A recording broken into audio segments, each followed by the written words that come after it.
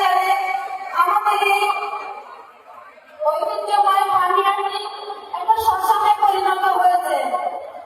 তারা সেদিন 9 তারিখ আমার মেয়েকে তাড়াতাড়ি গিরিপ পরিণত করে দিয়ে পুড়িয়েও দিয়েছিল এবং পুড়িয়ে দেওয়ার জন্য তারা পুরস্কারও পেয়েছিল।